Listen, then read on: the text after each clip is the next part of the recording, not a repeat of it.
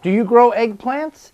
If you haven't, you might want to try, but first find out if you like them. I didn't think I did until I tried them a couple of years ago. I'll show you how to start them indoors. If you're new to our channel, don't forget to hit the subscribe button.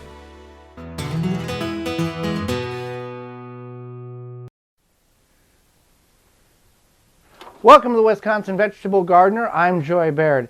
I'm going to show you a very quick, easy way to start eggplant indoors. Now, eggplants are similar to ground cherries and tomatoes and tomatillos in the aspect of you want to start them about 6 to 8 weeks before your last average frost date. Now, we're a little farther away from our last average frost date than that, but I'm starting these starting them earlier than what we normally would, so I can get good plant starts. You see the beautiful plants at your independent garden center? That's what we're going to achieve here. And eggplants I have found to have kind of a slow growth cycle, much like peppers. So I want to do it a couple of weeks prior than recommended to get the best opportunity to have good germination and good plants to transplant them out in our raised beds when we build those coming up in the spring. So we're going to start with the party cups. Now these are 12-ounce party cups, and I could very easily just direct sow them in one of these root maker trays. However, this is a tray of 18, this is a tray of 32, one per cell. I could just go ahead and do that right away, throw it underneath the Happy Leaf LED grow lights, be done with it. However, I may not want to, I want to plant a dozen or so eggplants in each one of these containers.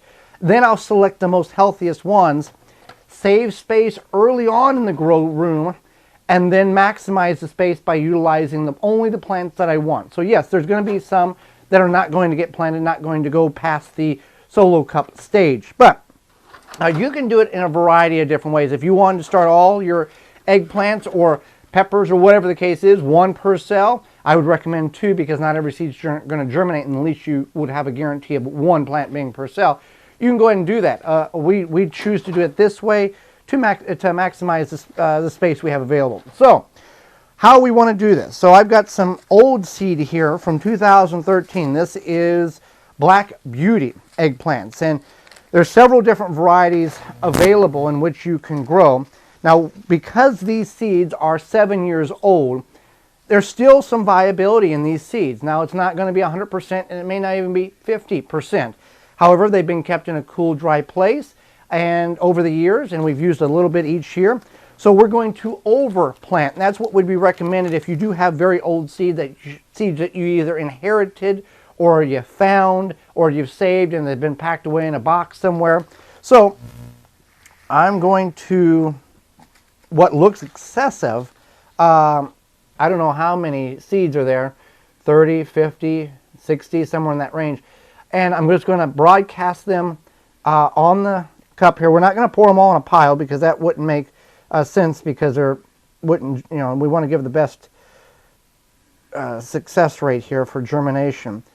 Now this is just standard potting soil with slow release fertilizer, and we're just going to take a little bit of soil here, put on top,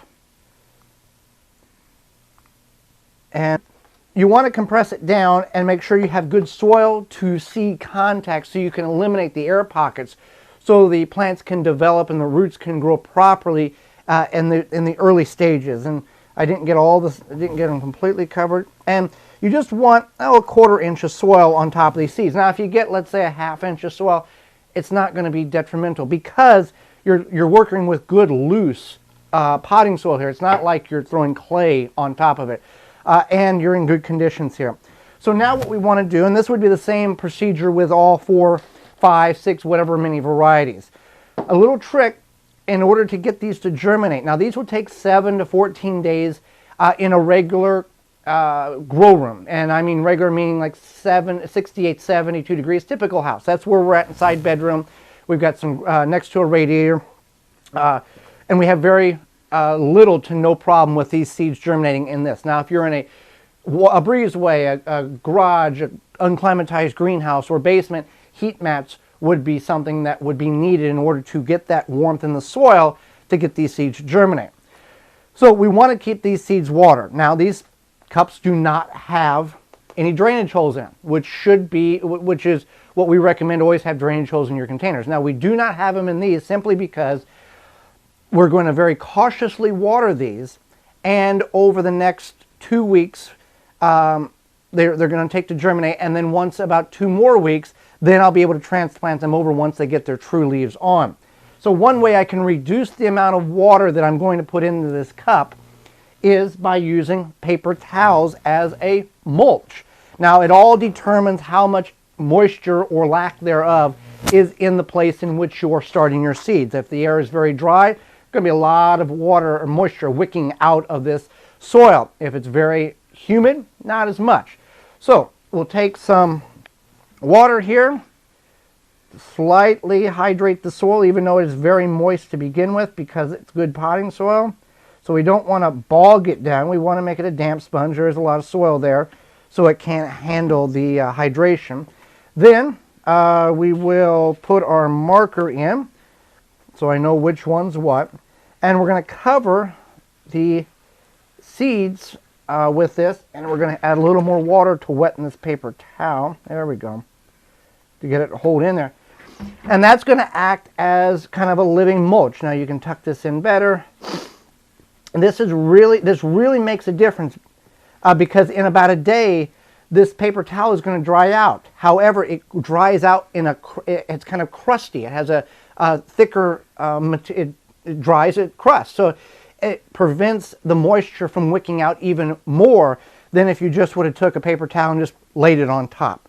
So that's how easy it is to start eggplants indoors. You want to do it about 6 weeks before your last average frost date. Again, we're doing a little earlier to get better seedlings to take outside.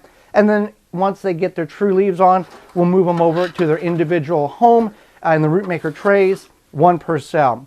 Thanks for watching as always, and we appreciate your likes, your subscribes, your comments, and your shares. I'm Joy Baird, and this has been the Wisconsin Vegetable Gardener.